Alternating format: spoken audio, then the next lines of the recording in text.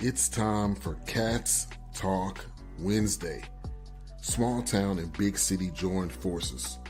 Vinny Hardy of Lynch, Kentucky, and Terry Brown of Louisville, Kentucky, team up to give you free-flowing, laid-back sports talk. Focus on Kentucky Wildcats, as well as pertinent information in the NBA, NFL, and Major League Baseball. TBVH, Cast Talk Wednesday, BS3 Network. Anybody that's hanging out, waiting for the YouTube live, look, blame me. I'm behind, got everything late and just off track. So I apologize for the ripping and running. But here we be, TV. How you Yes, doing, sir. man? Doing good, man. You know, it's nice and cold, but it's cold everywhere. It's snow in the French Quarter and on at Florida State University, and uh, it's like a disaster movie. Like this, well, I'm not gonna get political, but this stuff is weird. Let's just say the fires in L.A. Love and support to all those folks, but snow in Tallahassee and in the French Quarter, like inches of snow. That's wild. You which we had the legendary Lee Steinberg on the other day. If y'all missed that, go and BS3 Network, check it out on Roku. And I meant to ask him about it because I knew he was in California, and he talked about being in Orange County. He meant to ask about if the fires had affected him, and I saw where he tweeted he was about, I think he's 60 miles away, so he of course knew some people affected, but he wasn't. You're talking about Van House before we started, and their Baton Rouge and LSU stadium is snowed in, and just what I mean, as an Iowan now and a native Iowan, how does it feel to look down south and see, way down south getting what y'all get right now? I mean, you see a palm tree with snow on it. Like, what is that? Like, the two things don't go together. Like, that's wild, man. And there's always this debate: would you rather be too hot or too cold? My whole thing is, in the summertime, you get hot. That's uncomfortable. Okay, very much uncomfortable. You're hot, but cold is painful. Yeah, like. You let it get close to zero and get just a little bit of wind, it's painful. That's my whole thing. I would rather be way hot than in the wintertime. But yes, I'm sitting here in Iowa. And right now, I think it's 12 degrees. Maybe. Let's see. Oh, it's a balmy 30. Okay, warmed up a little bit. But we was at some minus for a little bit. But we are a year removed from minus 40. There's a wind chill, which is as cold as I've ever been in my life. So y'all just have to just kind of keep the old school thing down in Kentucky and where we're from. When it gets real cold, y'all just have to keep y'all's faucets trickling all the time, keep the pipes from freezing. Well, we got different kind of insulation. Okay. Like for our outside pipes, we got different kind of stuff out here. Okay. See. But the crazy thing is, I don't know how your air conditioning unit is on the outside. Is it on the ground on like a little slab? Yeah. Because out here, they're all elevated off the ground because it gets too cold. Wow. I have to take a picture of it. It's elevated. Things are just different because they built for it. Now, further north than us, they already in the minus 30s, minus 40, minus 50. And you hear those numbers. And I think it was George Foster. I don't know if you follow him, former Georgia Bulldog, played for the Broncos. But he's just talking about, at some point you get cold and that's it. And I'm like, absolutely not. I know a difference between 0 and minus 20. There's a absolute difference. Man. You've seen those videos. I forget what the temperature is. You can take boiling water in a pot off your stove, go outside and throw it in the air, and it'll freeze before it hits the ground. Like, that's cold, man. Not regular water. Boiling off the stove water, throw it up in the air, ice crystals. That's ridiculous. Yes. God. Yes. Man. Yeah. But anyway, we doing good down here, man. We as far as weather down here, up here, wherever I am. Yeah, yeah. But the funny thing is like my coworkers, not so much, but like last year, like, oh, this is your first time seeing snow, and I'm like, where do you think Kentucky is in the map? Like, I know SEC and all that, but where do you think Kentucky is? Like, there's a lot of states between us and the Gulf. Yeah. Right? There's a lot of states. I said, we're close to Chicago. We're closer to Chicago in Canada than we are to Mexico. Yeah. Mm-hmm.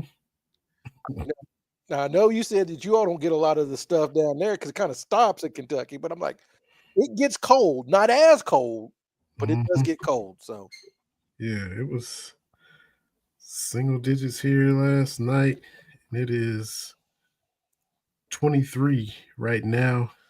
The low is going to be, or was 6 today. So it's cold everywhere, like you said right now, man.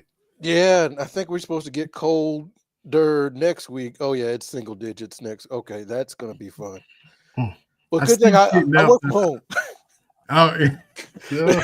Because I'm like, boy, whoo. I see you tweeting out the Iowa Weather Service, and you had those emojis because y'all brace for every time. Y'all bracing for it, and just. I know you hear Midwesterners say it's not that bad except for the wind. I'm telling you, you put some 20-mile-an-hour winds on top of the cold. Yeah, man, I'm gonna stay inside for a little bit. Yeah. Won't you roll through? Nah, I'm good. I'm gonna catch you on the flip side, man. Like, I'm good. Yeah. But anyway, so yeah, it's you just have to start off with the weather when the weather is out of whack everywhere. So yeah. Moving to the well, before we get to the Cats and the NFC, AFC title games and all that, you got proud girl dad moments. Saw you we talking about that before the show.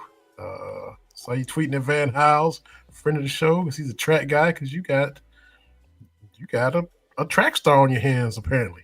My youngest decided she wanted to run track this year as a sophomore. She's already kind of locked stuff down on the field hockey side, but she started running when I started running. Okay. And we kind of went back and forth, and so she's running miles and miles and miles. And I forget, I guess it was last spring, she started beating my time. I said, okay, which I was not very fast. I could do, like a 9-minute mile. And that's all I want to do. I told you about my friend Joe that finished third in the Boston Marathon a couple years ago.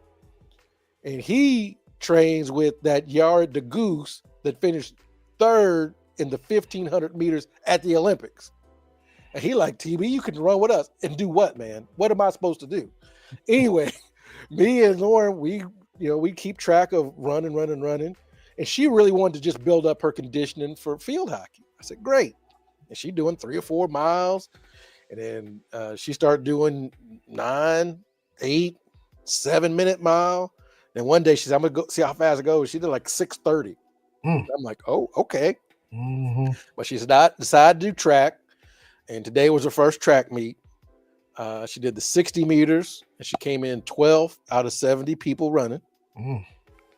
And then she's texted me. She said, I'm a little bit nervous about this one. I said, what's up? She said, my coach wants me to run the 200 meters. I'm like, you feel comfortable with that? She's like, well, the 200 where you do that turn, right? The Michael Johnson, the Sidney McLaughlin, like those, the 200, you start doing that turn. I said, okay. I said, well, just do your best. And then she texted me. She said, I got done running. I feel pretty good. I'm like, all right. And I checked the standings like I sent you. I was like, oh, you finished third. Okay. And I'm trying to not go on my LeVar Ball, but I'm like, okay. So you saw me. I'm texting Van because I'm like, what does this mean? Right? Like if it's basketball and someone scores 30 points, I have a concept, right, of what that means. And he's like, TB, is this her first? I was like, first track meet. They really haven't had a lot of stuff practice because they've been doing stuff indoors, right? He's like, hey, she's gonna keep working. He's gonna find me some little tips and tips and tricks and coaches things. So I'm like, let's make this happen, baby. She can come here, run the Drake relays. Wow, She wants to go UK anyway, so I'm like, might as well run some track. I was like, okay. She's like, I'm nervous. I said, that's good. The mindset, you go from team sport to individual, it's a little bit different, And so yeah, she's doing great, man. I said, this is awesome stuff. And plus, my oldest, she getting ready to have a scrimmage for lacrosse up at Aurora University. So I'm like, where y'all getting this from? Because I look good, but I'm not an athlete. Like, I'm doing the playing basketball. I'm doing the old man stuff way back when. I am not athletic, but I look good though. Yeah, that's the important thing. My gear is tight. Like Jerry Rice philosophy. That's right. We're right. But hey, exactly. That's actually today is today's anniversary of Super Bowl 23. Ooh. When Jerry had 11 catches, 215 yards, a touchdown, MVP performance, the 2016 win over the Bengals in the Super Bowl. But my girls are killing it, man. And plus the grades is good. So I'm like,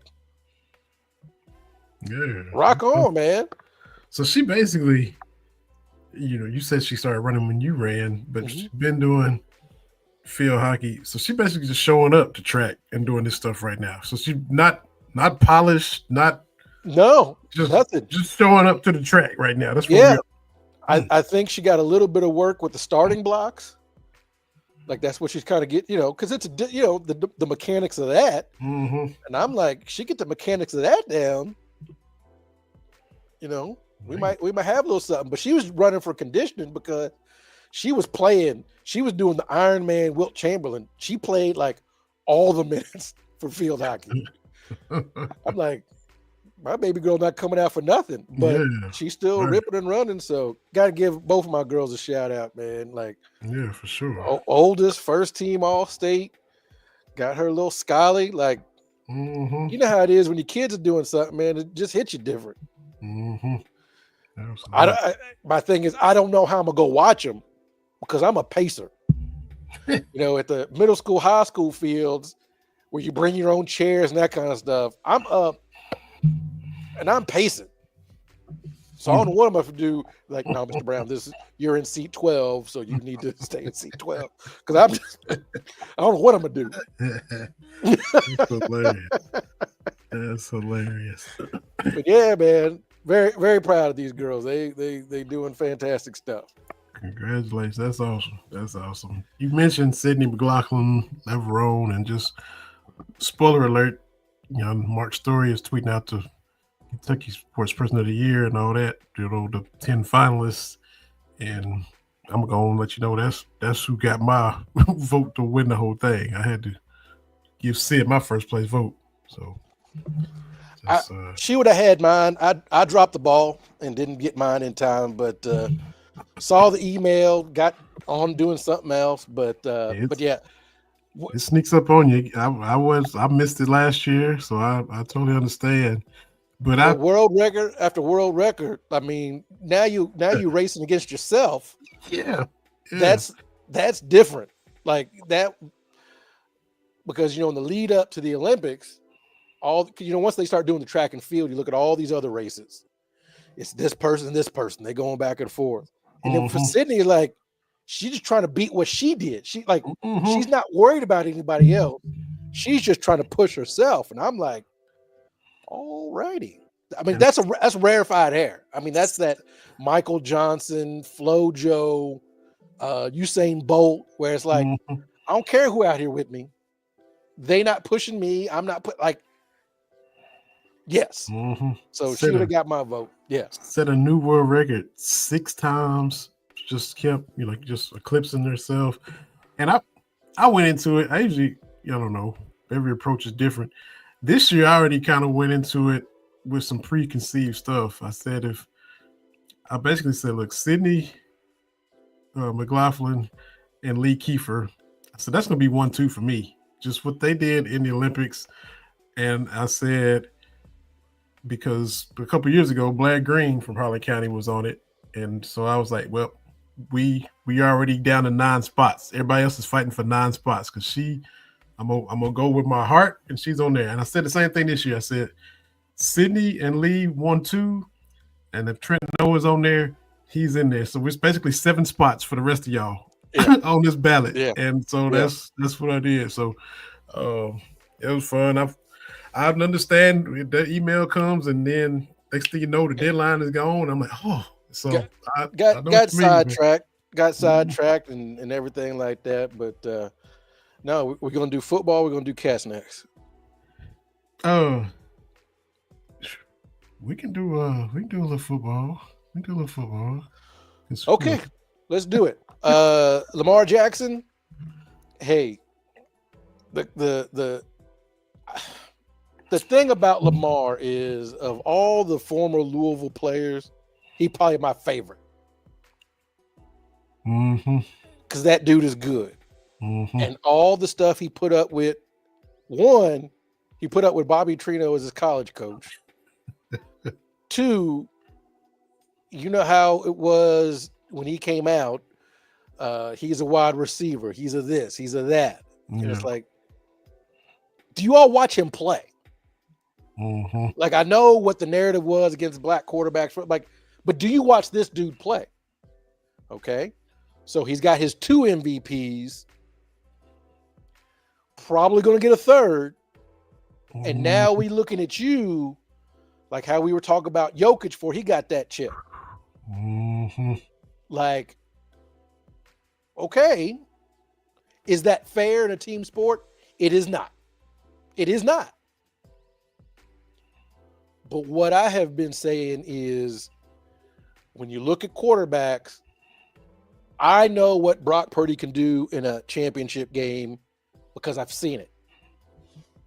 6 playoff games for Purdy, only 1 interception. Right? He left the Super Bowl with a lead, and the defense couldn't hold it. But everybody else, and look, I want Lamar to succeed. I love Josh Allen. But people are like, oh, bring back Sam Darnold. Don't pay Purdy. Did you see Sam Darnold? Did you see Jared Goff go Jared Goff? Like, competent quarterback play in these moments matters. Yeah. Right? And it's not about, so you've got your regular season where you can put up these big numbers. But it's, what do you do when the games really, really matter? Because, right, that was the knock on Peyton Manning. Yeah. It wasn't just that his teams lost. It was like, what happened? It was like the Monstars took his juice. Like, what is going on? You know, Aaron Rodgers should have more. Yeah. Super Bowl championships. I saw a clip of the Brett Favre 6 interception game against the Rams. 3 pick sixes.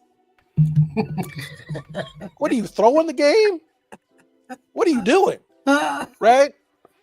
I got Jared Goff pulled up right now. These last 2 games. I mean, the Minnesota game they won to get home field, but he 2 touchdowns, 5 picks in these last 2 games against Minnesota and Washington. So, and I knew the Lions were unserious because they do all these trick plays, and trick play when you're down 10 to have a receiver YOLO the ball downfield.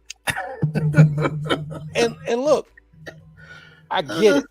Dan Campbell and them, they're gonna go for it on 4th down, and we built.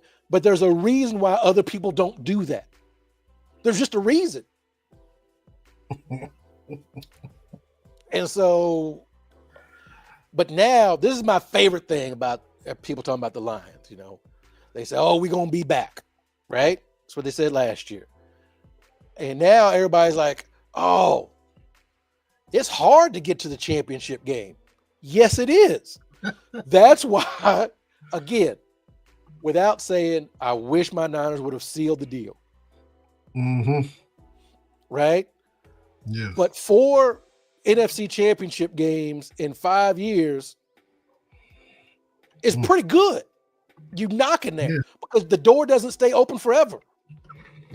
And my man Huber just commented, he went up to Buffalo. I don't know if you kind of follow him along on. I think he sent me a Snapchat because I don't even mess around with Snapchat much. And I was like, oh, okay,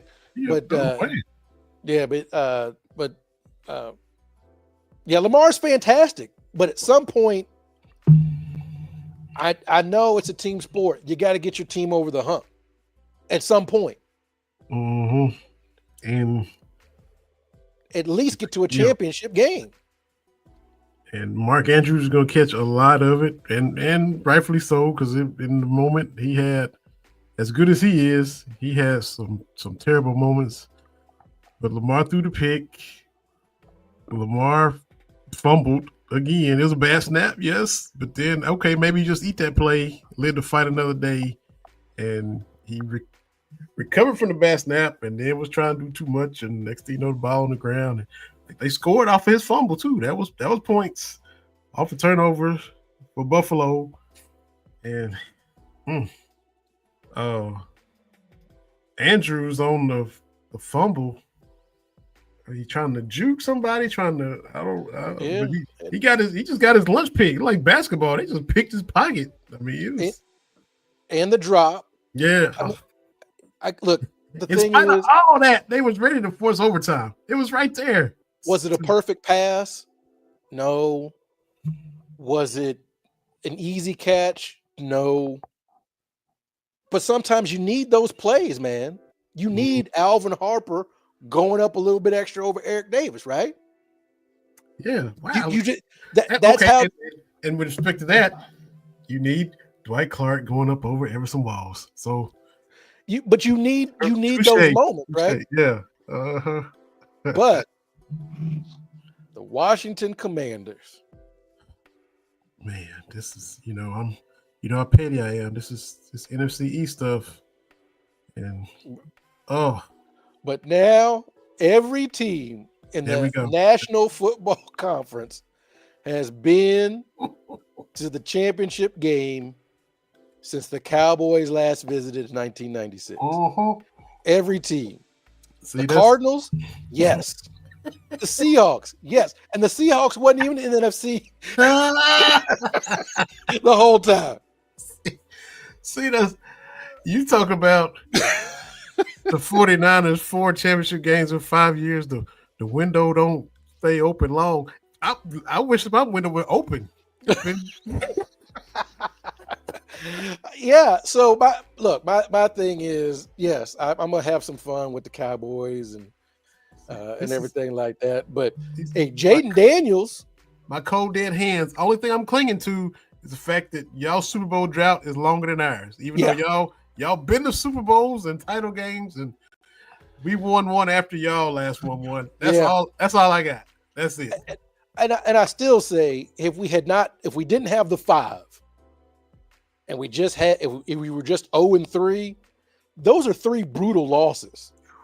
When you look at them in the abstract, the Beyonce Super Bowl lights went out. We're throwing into the end zone to try to win it. Mm-hmm. We're gonna get to that, Huber. I don't know what I'm saying. Huber. We're gonna get you, Jason. We're gonna talk about who our picks. But throwing in the Super Bowl, trying to get to Crabtree, which I'm like, give Frank Gore the ball. That one. The first one against the Chiefs. Up 10, 6 minutes left. I'm tasting it. I am tasting it. And then Tyreek down there somewhere. I'm like, oh, this isn't good. And then Jimmy G, it's like, we just need 1 first down to burn up some clock. And he going to do like this. That's not great. That's you doing his no look. Everybody does no look. That's just his. And then Stafford does no look. Mahomes does no look. That was a Jimmy G no look. That's all. But they no look with their eyes open. They just don't where they're not looking. And then last year, I mean, giving up a touchdown, 10 seconds left in overtime. So those are 3 brutal ones, but you gotta keep it moving. So who we going with the final 4? Who you got in the AFC? The Chiefs feel inevitable.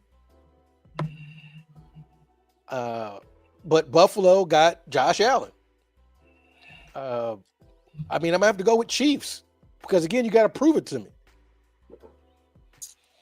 I'm with you, and I'm with you for a different reason. I'm on the opposite end of the spectrum of you because my team hasn't lost to the Chiefs in a couple Super Bowls, so I don't hate them and have the Chiefs fatigue like a lot of people do. I want to see history. I want to see a three-peat. It's never happened. Here we are with back-to-back.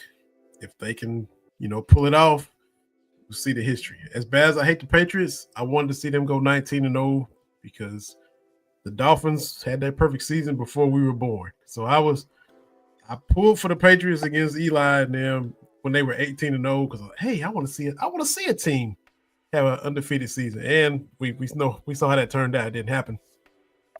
Chiefs might not. Buffalo might go in there and beat them, but I want Kansas City to go ahead and Cowboys ain't in it. I say okay, if we get the Eagles up out of here, I can enjoy it, but I just want to see the Chiefs. So the Chiefs just run through and finish this out. So that's kind of where I'm at. I'm pulling for history. I want the Chiefs to do it because I've grown tired of the Bengals woulda, shoulda, coulda.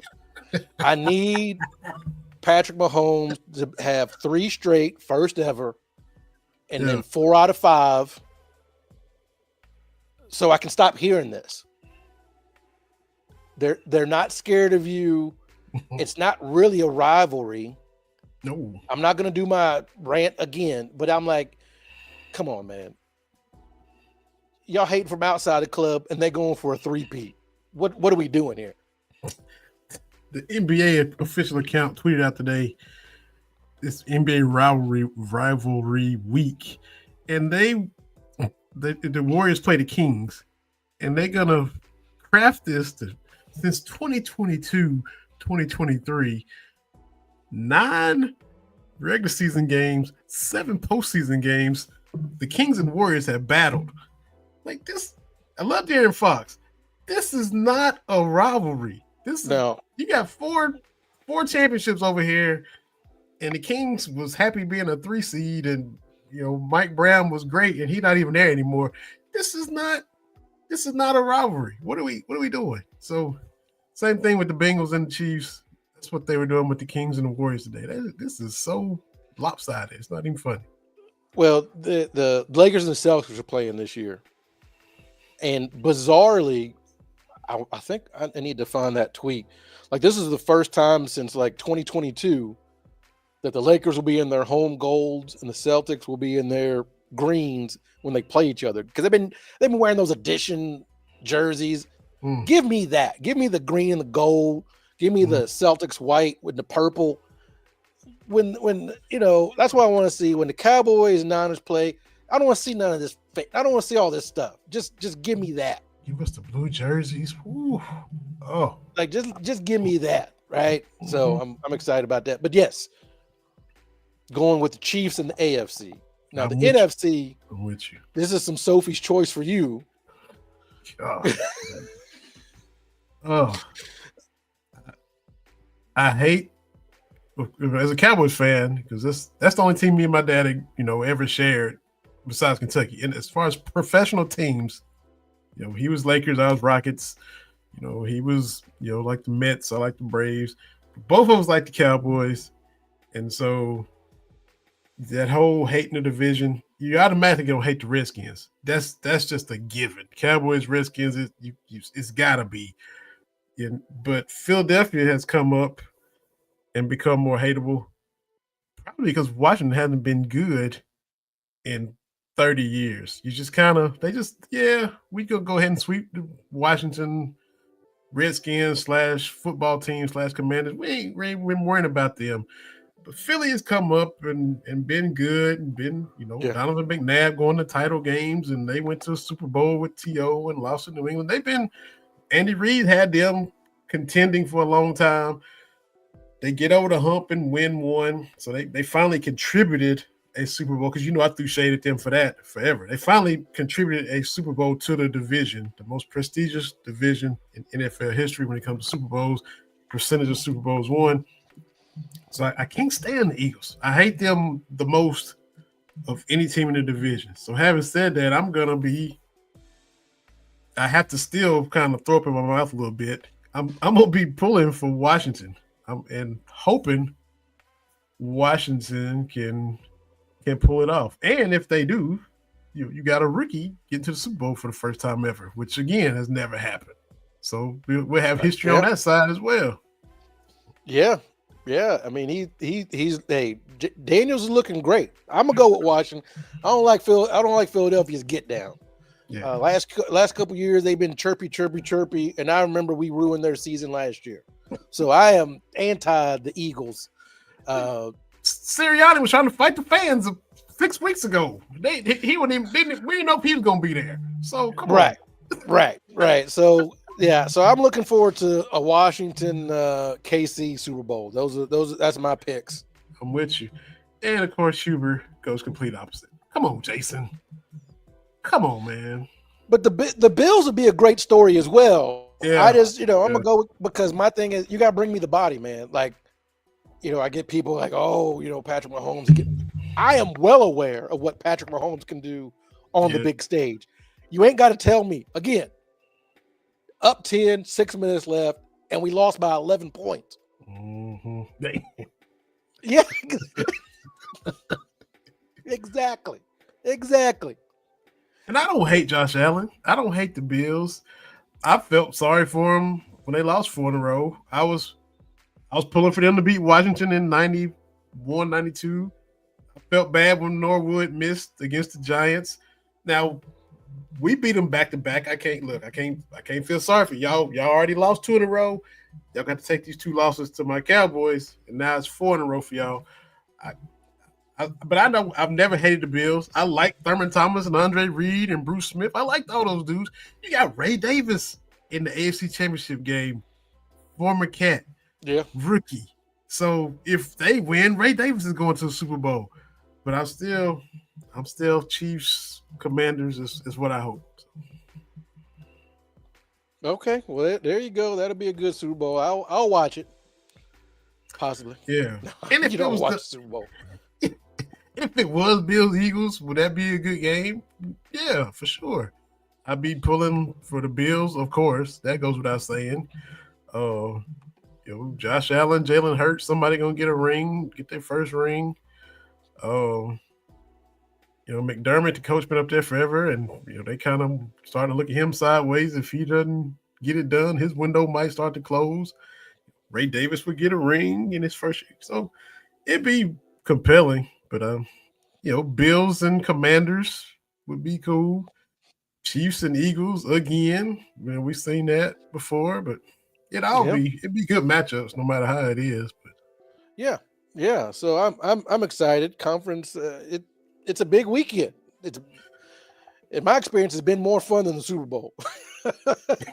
We've actually won some of these conference championship games. Yeah, that's true. Only 3 NFL games left. That's it. And this season's over, man. It's crazy. Yeah. But speaking of football, the Ohio State University beat Notre Dame, and they got to do something with the calendar, man. That gap between the end of the season and the bowl season, they got to do something because it didn't have any juice. We're all focused on did you see what James Daniels did and all this kind of stuff, getting ready for these conference championship games. And it's like, oh yeah, here's a football game. Yeah. That for me, Ohio State Notre Dame was pretty much like Eagles Commanders for me. I don't like either one of them, Yeah, I mean, my whole thing is Ohio State. The whole thing about that might get down. And then Notre Dame with all that kind of stuff. I mean, it was an okay game. Mm-hmm. I mean, it was all right. Yeah. I watched it, but it's all right. So congrats to Ohio State. I think all of us calling them soft about losing to Michigan in the flag thing. I mean, I think that got them fired up because Texas was the closest one of their games, and that was 28-14. Yeah. But they jumped on Oregon. They jumped on Tennessee. Mm-hmm. Notre Dame did a little finagling at the end to make it look close. But yeah. But when it was really time, like, oh, y'all, if y'all stop us, we really got a game. They just hit old Smith over there, and yeah. So they got a cheat code over there. We got this freshman. They compared him to Julio Jones and Terrell Owens, and y'all can't do nothing with him. So we just gonna go ahead and throw it to him, and this game is over. Yeah, basically. So I mean, it was an okay game. It's not an all-time great. Somebody I can't remember where I see all this stuff talking about how the Ohio State backfield with Henderson and Judkins, one of the best ever, and Lindell White was like, "Oh, but no," and started pulling up with him and Reggie Bush did. I forgot. Oh, man. Because I saw him going back and forth with folks. Somebody was like, "Oh, but y'all lost Texas," and he's like, we were going for 3 in a row. I wanted to see that three-peat too. Let's be very clear about that, right? That was a great game. That was a great game. Going back, man, it's getting close to 20 years. I think it is. Yeah, because Sarah was just born. Man. When that game happened, because I had to go. Yeah, we had just gotten home from the hospital with Sarah, and in the middle of the game, my first wife, I had to go to the store for something. I'm like, this can't wait. So I missed a chunk of the game, run to the store for something, and I'm like, man, but came back, and the end was what it was. But Vince put his cape on all night. Yeah, and it was one of those moments where he's like, "Oh, he gonna win this game for him." Mm-hmm. It's like how I felt about Patrick Mahomes last year's Super Bowl. Like, I don't feel good about this, man. Yeah. And Pete Carroll, defensive coach, they couldn't stop him. They had no answer. Nothing. Man, got to the edge, like, this is it. I think that the college football playoff, again, it's for television. I think they're going to tweak it a little bit next year but I thought most of the games were good. But the problem is you can't always skip because you don't know where the good games are going to be. Yeah. Mm-hmm. So you just have to put your bracket out there and hope for the best. You don't have to manufacture stuff. Yeah. Right? As Kentucky fans, we know that on paper back in 2014, Wichita State and Kentucky, that didn't look like, I kind of thought after we beat Kansas State that first round, I'm like, well, this is the end of the road. And that game not probably, one of the best just college basketball games, period. Mm-hmm. I would say the best second round game. Yeah. That was high level from the jump. Like, we are making shots. We are making plays. That was a fun game to watch. So I know you can't have 12 teams because there is a gap in college football. Mm-hmm. You're only every year going to have 3 or 4 really good teams. Yeah. Borderline great. Then you got some pretty good teams. But for what it was, I enjoyed it. Mm-hmm. Not having a dog in the fight. Yeah. That's fine with me. Mm-hmm. So we'll see if the SEC regroups. They down to get back in it, and not having a presence in the title game is killing them. Killing Greg Sankey, it's killing Kirby Smart, killing Alabama fans. Even though that was Kevin DeBoer's first year, but you better figure something out. Will be back. SEC will be back, right? SEC will be back. Yeah, it will. So I heard y'all talking on Round of Shots. Congrats on getting that back going, but we just waiting and seeing what Kentucky gonna do because hope it fits. We see y'all doing a lot of work trying to get guys in here. Hopefully they fit. Yeah, we'll see. And I think Stoops has done well in the transfer portal, but we're up to that point where I think we've had a lot of talent come in. Yeah. But we've got to do something about the undisciplined play. We've got to do something, and I don't know how you do that, because it's only going to get tougher. That's the thing, is it's only going to get tougher in the SEC. That's it. No. Texas comes to Lexington this year. We done already went down there. Now they come here. So it's that gauntlet every year. Yeah. Next year be no different. We got men's and women's basketball holding it down. Both teams in the top 12. So men 9th, women 11th, and Georgia Amore good as advertised. Oh yeah. The men's side, the collective is holding it down. I think they're showing that they can TB. I think they can play with anybody. They can go toe-to-toe with anybody. Whatever they're lacking in athleticism or having a dude together, they can overcome that. They played different styles. They played physical teams. They played track meet teams. We come up short against Alabama. We saw the Florida game. Kentucky can play that kind of game and be fine. Went and beat Ole Miss, a physical team. Texas A&M, physical team. Still got more to come, but they've showed that they can go toe to toe. I think a lot of people that was worried that they were going to SEC play was just going to devour them. I don't think you can kind of quit worrying about that now.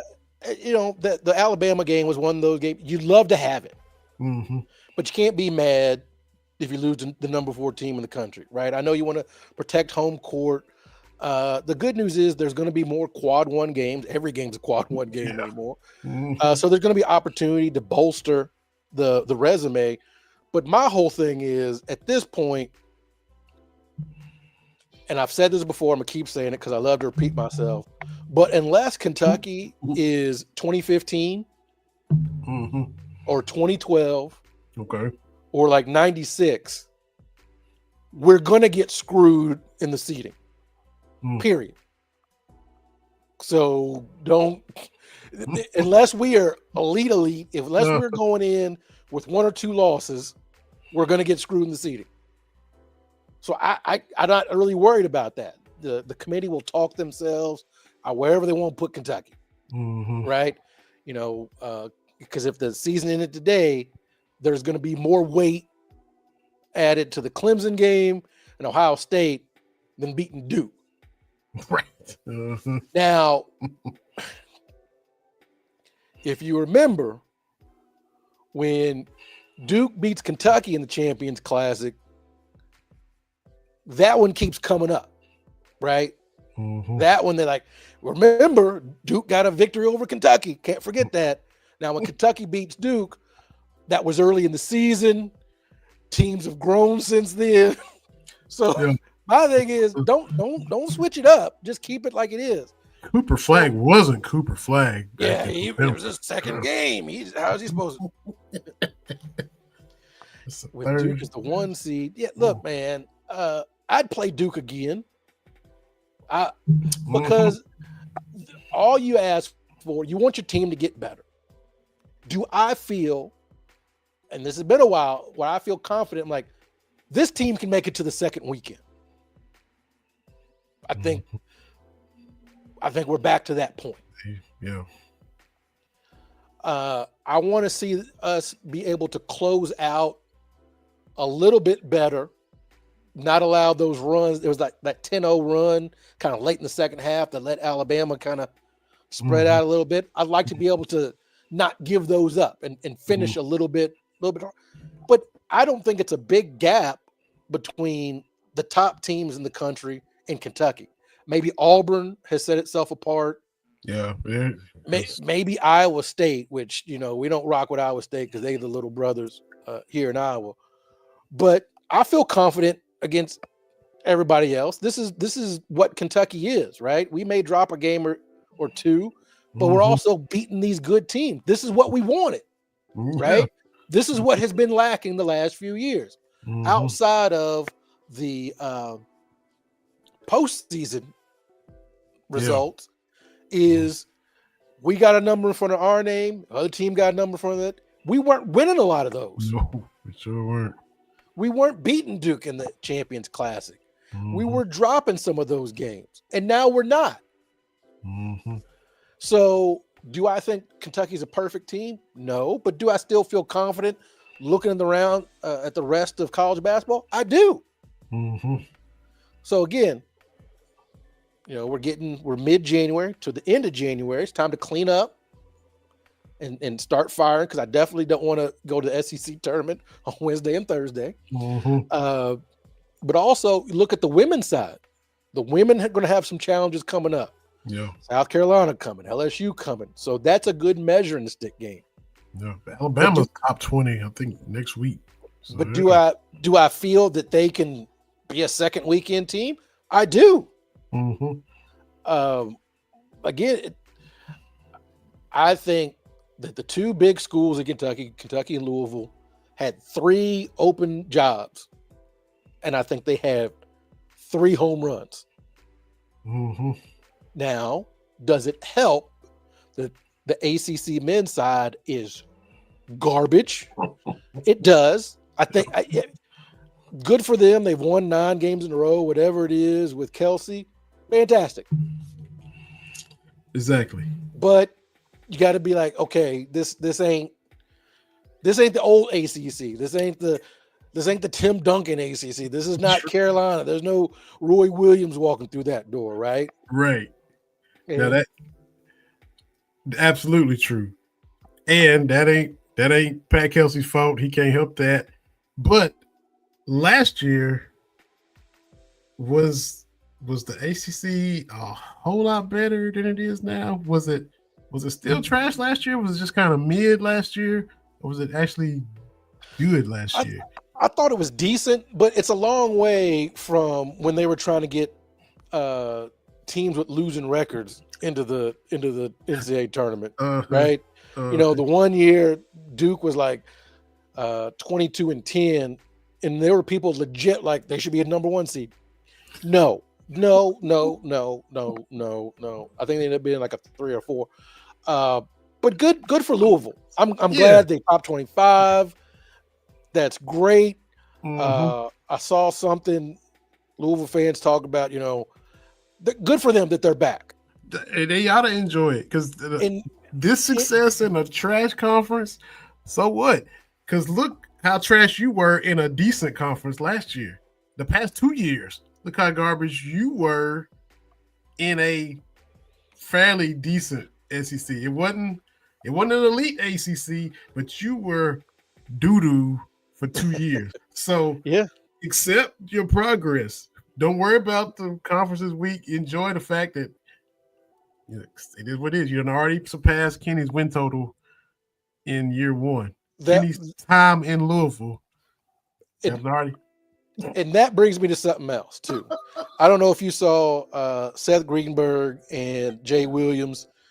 Look, I can be hard on Kentucky fans because sometimes we're crazy.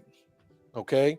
When I have dinner with my wife, she asks me just about every day, what are Kentucky fans mad about? Right? Because 1, it's always something. 2, what they mad about on Wednesday has no impact on what they mad about on Thursday. Right? And sometimes it's legit. Right? That's how we roll. Kentucky fans. What I don't like, Seth Greenberg tisking because Kentucky fans are keeping up with Coach Cal at Arkansas. Now, look, I'm of the point where I'm like, he and X, thank you for the memories. Okay. But human nature, you're going to look. Okay. So the 2 big things people like to tisk about was, you remember when Patino went to Louisville? And of course, Kentucky fans was like, well, that's weird. That's wild. Because we don't see that. You don't see Coach K go to Chapel Hill.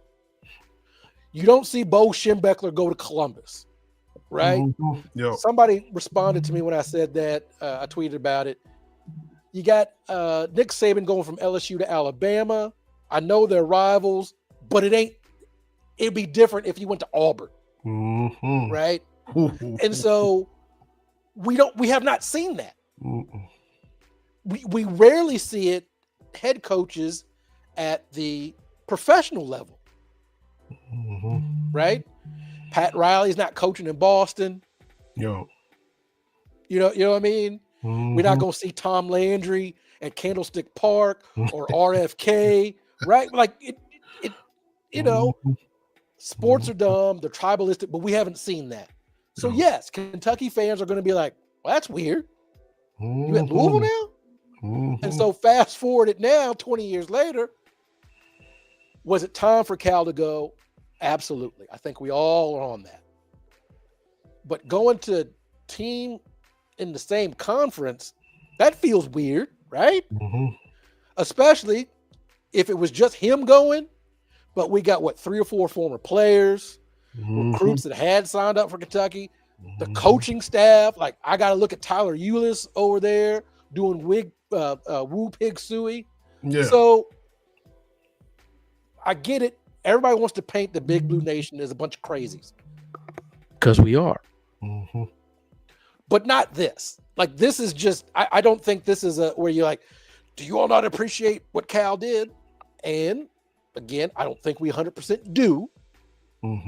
But most of us are like, yes, thank you, Cal, but it was time. And then, everything's flowing well on our side. You look over and they scoring 50 points against Missouri.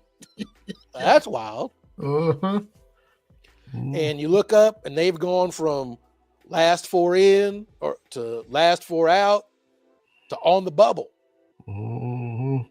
And I guarantee you, this is not how Cal wanted his twilight years to go.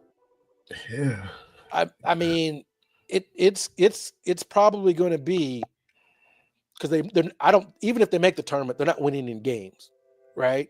So that's 5 seasons and 1 NCAA tournament win.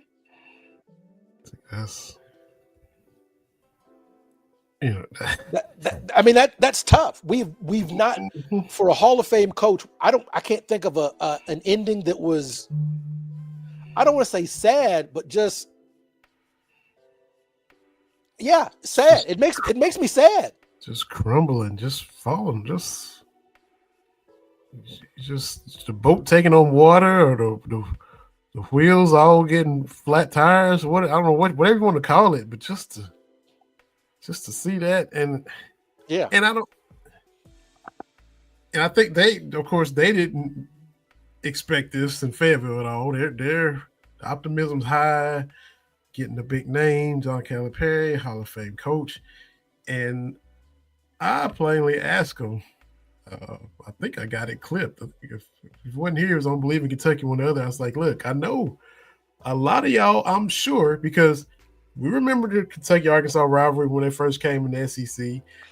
And we know Kentucky nationally is you love them or you hate them, just like Duke. We love Kentucky. Everybody outside of Kentucky probably likes to see Kentucky lose. So it was some when St. Peter's, it was some he ha ha ha. Oakland, he ha ha ha. And I guarantee you a bunch of people down there in Arkansas, Little Rock, Fayetteville, the Ozarks was he and ha ha ha when we was one and done in a tournament. Yeah. You getting the dude that just lost to Oakland, but now it's great. Hall of Fame coach. Like, what make y'all think it's just gonna flip a switch? I guess they thought maybe I'll change the scenery. He's rejuvenated, all this. But you're bringing the same staff that you've been flopping and floundering around with, and they expecting different results down there. And that's just, that's on them. They worse than I thought. Did I think 0-5 and struggling to score like that? No. But did I expect anything much different come March? No. They was going to get the same March we was getting. Right. And look, again, I'm glad Pope's doing what he's getting an A. Yeah. Right. Whatever deficiencies we see during this season, we're getting an A. Mm-hmm. Off from where he started to where he, but I'm just not of the opinion of people outside of the fan base criticizing the fan base. Uh-huh. Because even Seth Davis, we beat was it Mississippi State or Texas A&M, one of those games. He's like, are y'all happy now in Lexington? Look, man, look, we've been through this. We have been through this. Most of us, it's like we knew there might be a drop off when Cal left, because Cal don't grocery shop on a weekly basis. He goes meal by meal. So you knew the cupboard was going to be bare when he left. My concern was always, how fast can we fill that cupboard back up?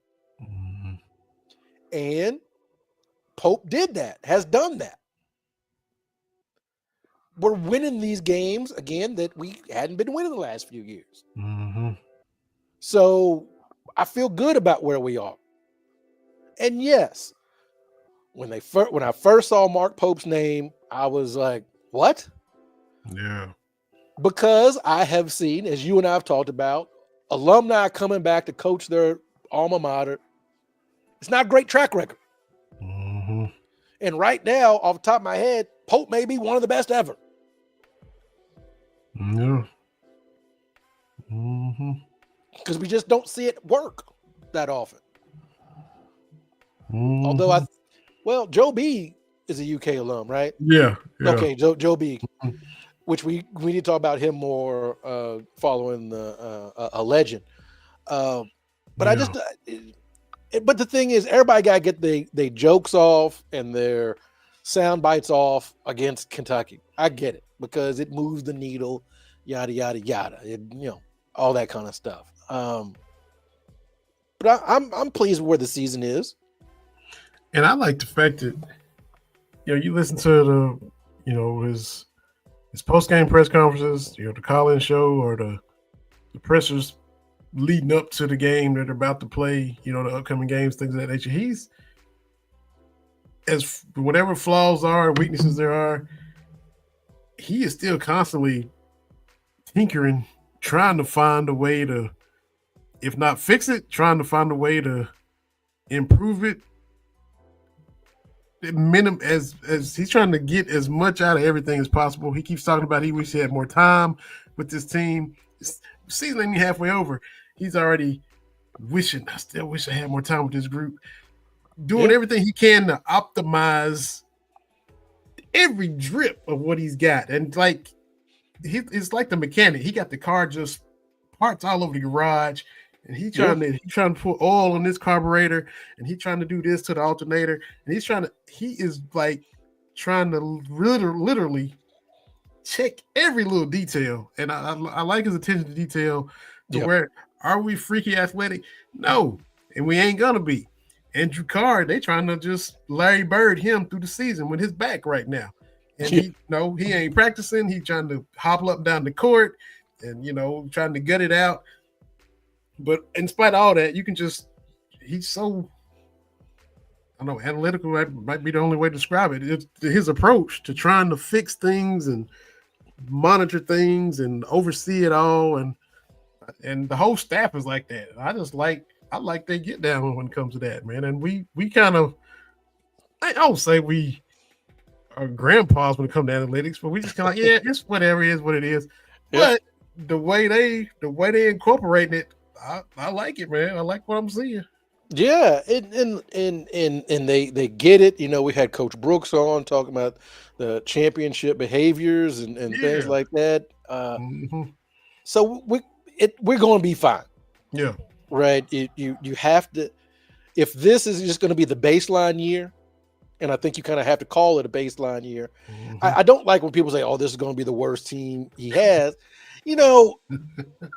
Maybe not. Things happen, right? Yeah. And you might end up with a year that isn't bad, but it's not going to be for lack of trying. Yeah. And that is The downside to Cal was the mindset that people got into that he didn't care. Yeah. Even though I'm sure he did, but the perception was that Cal didn't care. Mm-hmm. That he wasn't going to change. He was going to keep, putting this square peg in a round hole. And so that was the mindset that some folks had. I like you said, we all watch, we all look. I peeped at one of the games there last night, a couple games ago. Any more questions? I got to get my flight home. He's ready to go. He's the same stuff he was doing here. One of the reporters asked him after a loss, and you could tell dude tried to craft this question and have his stuff together. And he said, you did something and cut it to a 3-point game or whatever. And I think Arkansas actually cut it to 2, and then they faded and lost by whatever. And Cal jumped out like, we cut it to 2 or 3. I think we cut it to 2. And the reporter, he corrected himself. He said 2 is different than 3. I'm like, either way, you lost. You cut it to 2, you cut it to 3. But he harped on that as you. Yeah. I'm like, hey man, hey, 1-4 would have been different than 0-5. If you'd have won it, you'd have a 1 in the win column, but you didn't. Why are you quibbling with this dude about him misspeaking with his question? But whatever. But well, and that's the thing too. Like with that Hurley up at UConn, that kind of stuff works if you win. Yes, you can be a jerk when you win. Yes, in America, when you win, you get to be a jerk. That's the whole thing about planting the flag, and everybody's like, you don't want them to do it, don't lose the game. Like, that's a little far, but our whole get down in America is you win, to the victor goes the spoils, and you do whatever you want to. Mm-hmm. But it starts wearing thin when you don't win. Yeah. Right? When you're not winning, got to change that up. And he was still just the way he was so offended, and the way you lost, man. He said he said the one number off. That doesn't change the fact that you lost, and you're gonna jump on him for that. There's an OG media guy down there. He just passed away too. Bob Holt, I think. He was, kind of like the Larry Vaught, the Dick Gabriel of Arkansas. Mm-hmm. And this was season when he started, and Cal was already getting mad at him. And he seemed like the nicest dude ever. He's just smiling all the time and happy. And Cal was getting testy with him. I'm like, really? Already? But the thing is, after you've been doing something for so long and you've had some success, it's how do you pivot? Yeah. What? And it's really something because Cal was on the cutting edge of a lot of stuff. Yeah. That Memphis to early Kentucky Cal was a different animal. Mm-hmm. He consumed everything. Mm-hmm. Through the force of his personality. That's why it was a good matchup, because Cal was who he was and we Kentucky. Yeah. And it was perfect. But sometimes things change. Yeah. That's why Bobby Knight had to get out of the paint. Mm-hmm. Right? Yep. That's why some of these other coaches getting out with NIL and all this is different. Mm-hmm. I know Tony Bennett, my only quibble with that is, why are you doing it 2 days before the season starts? Yeah. Jim Larinaga, you played 10 games. What are you doing? That's my only thing. But I admire these coaches like Jay Wright. He saw the writing on the wall years ago. I'm out. Mm-hmm. I got my 2. I'm out. Yeah. Right? Mm-hmm. Because it changes. Things change. And if you don't change, what happens? Right? You remember all the great coaches when we were real little, right? We were young. And then the 3-point shot came in 87. The coaches that did not want the 3-point shot, what happened? They had to go. Oh, man. But what was Patino's thing at Providence? We are shooting this thing. We getting this ball up. Mm-hmm. You had to embrace it. Yeah. And so it's just, to me, again, I hate saying it's sad because I don't pity Cal, but it is something to go from the cutting edge to a dinosaur. Yeah. In 10 years, less than 10 years. Mm-hmm. Yeah. And you look back at all the snake bit stuff that happened at Kentucky. The Luke May shot, the different things in the Final Four, and it's like I think if you could, because if we beat North Carolina that year, I think we win the championship, right? Any one of those things happen where I think if we can get by West Virginia in year one, yeah, right? If we hit a couple more free throws in 2011, in the national semifinal against UConn, 2014, that's the one for me. Like, I know 2015, I get it. I want to be 40-0. But my whole thing is that 2014, that was a dream, buddy. Just with all the Aaron Harrison, that one, if we seal the deal on that one, any one of those things goes differently, we're having a different conversation. Absolutely. Because the difference between 1 and 2 is huge. No doubt. And he wanted that. Everybody got the ego. We talk about that.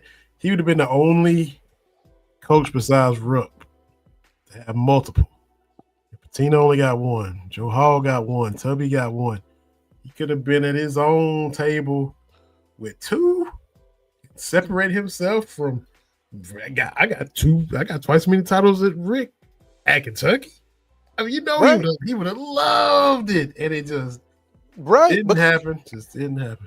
Yeah, because you make yourself number 2 at Kentucky. All the other stuff gets moved down. Right? We're not talking about Camby. We're not talking about Derrick Rose, right? Yeah.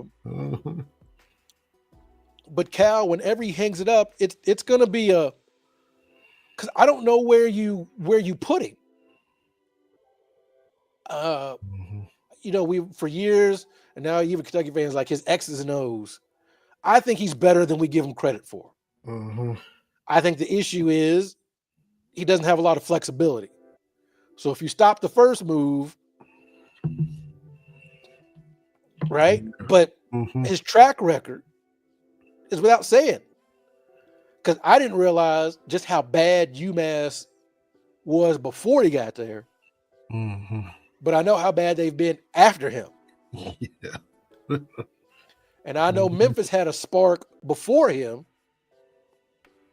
But they haven't gotten back to that yet. Yeah. That's true.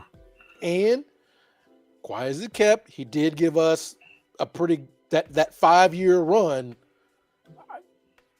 You got to put it up there, right? So, but I'm just tired of these national folks. Well, you Kentucky fans, man, like, and that's the thing too, is it's not even old Kentucky fans. You and I mean, we getting old, but we remember 3 different coaches winning. We remember 4 going to the Final Four. I kind of knew of the 84 debacle, but I knew of it, right? Yeah. And all that kind of stuff. So, yeah, Kentucky fans, we know. Because they try to get the national folks. I can't believe y'all trying to get rid of Billy G. He got to go. Like 2 years. He does. I remember when we finally got him out the paint. You got to give him at least 3 years. No, you don't. He's. It's not even the on the court stuff. It's this guy's a jerk. Like, you can't be a jerk and be the Kentucky coach. And that's the issue too. I think that happened a little bit with Cal is he started being a jerk. Yeah.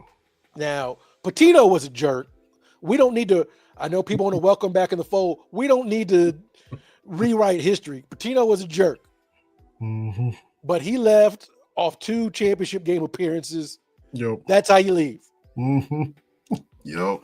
You leave before the posse comes to town. He was right, he didn't stay 10. He left before 10 years. That's because they always say, Kentucky take it out of you. 10 years is about time to move on.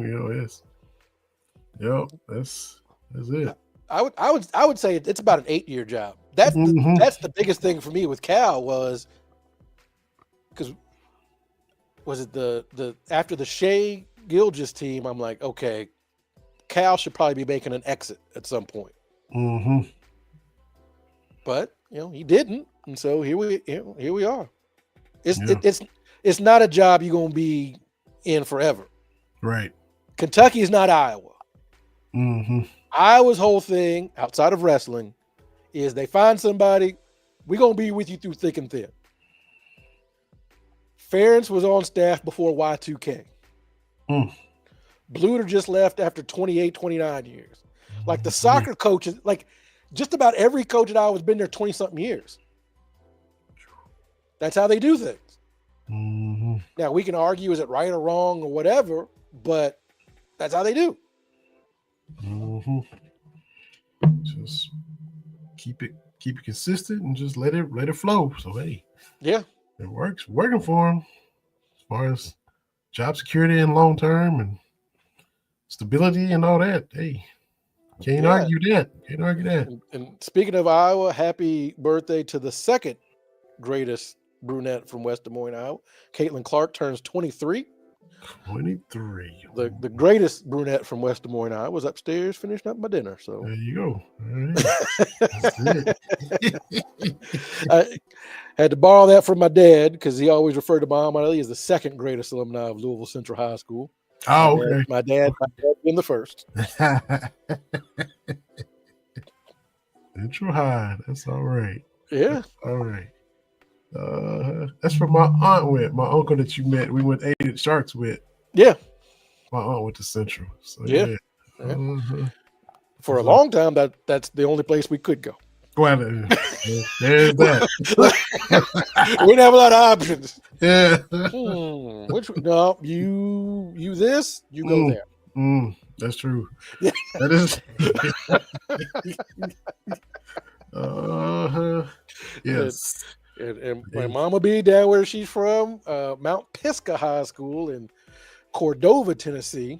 It's a middle school now, but it was an old farm school out there in the farm country. Yeah. But that was the only place they could go to. So I got you. There was one in Memphis proper, and there was one out in the county. The outskirts. Yeah. Those were your options. Was that Shelby County? Shelby County, Tennessee. Is it? Okay, that's Shelby. Okay. All right. Good stuff. Yeah. That's awesome. Yeah, Memphis born and raised. That's your list of people. Like, don't go to Memphis if you pick fights because everybody got hands. From the little kids to the old ladies, black, white, Asian. If they from Memphis, I try to tell some of my Kentucky fans, remember we were feuding with Memphis and Penny. I'm like, y'all can tweet all you want to. My advice, don't go to Memphis and start saying nothing because it's different down there. Memphis, New Orleans, then people can fight.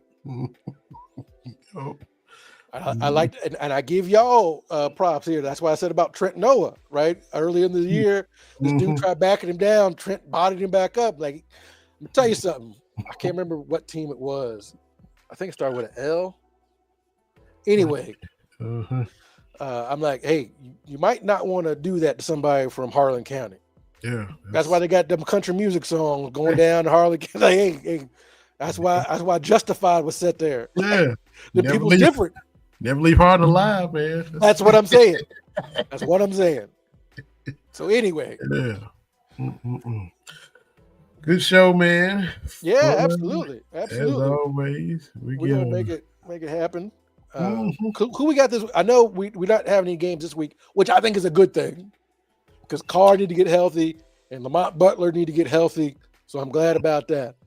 You got Vanderbilt Saturday. Yeah, down there. Should be 2:30 Eastern time, 1:30 your time. Yeah.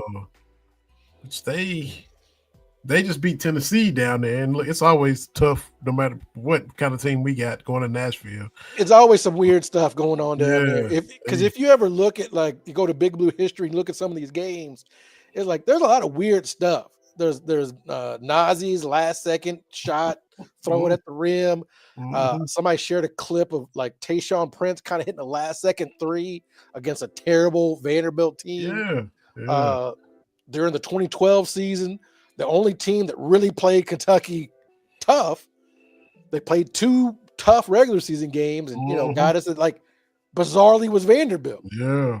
And so it's weirder than you think. Vanderbilt and Mississippi State, 2 teams, not great basketball history, but we've got a lot of memorable games against them.